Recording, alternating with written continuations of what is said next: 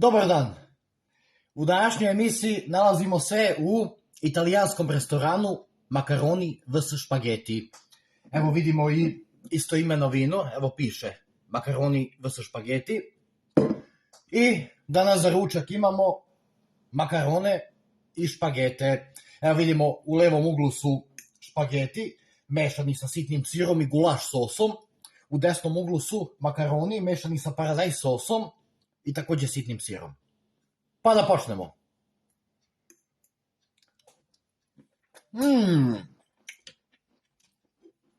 Špageti su super.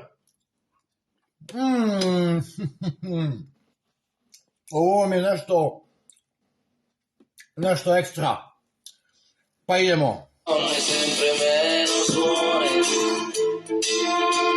L'Italia, buongiorno Maria, gli occhi pieni di malinconia, buongiorno Dio, sai che ci sono anch'io, lasciatemi cantare, con la chitarra in mano, lasciatemi cantare una canzone piano piano. Lasciatemi cantare, perché ne sono fiero, sono un italiano vero. Un'Italia che non si spaventa, con la crema da barba la menta, con un vestito gessato sul blu e l'amo viola la domenica in TV. Un'Italia col caffè ristretto, le calze nuove nel primo cassetto, con la bandiera in tintoria e una 600 giù di carrozzeria. Buongiorno Italia, buongiorno Maria, gli occhi pieni di malinconia, buongiorno Dio, lo sai che ci sono anch'io,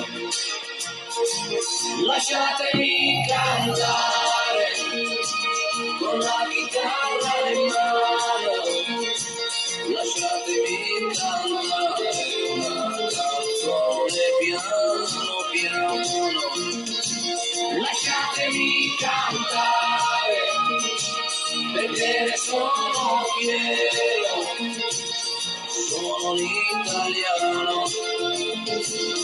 italiano vero.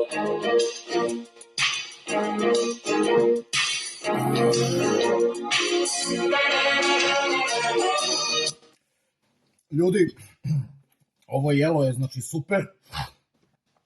Znači ovi makaroni i špageti i ovo vino znači su ekstra, znači prvi put gostujem u ovom restoranu, ali fenomenalno.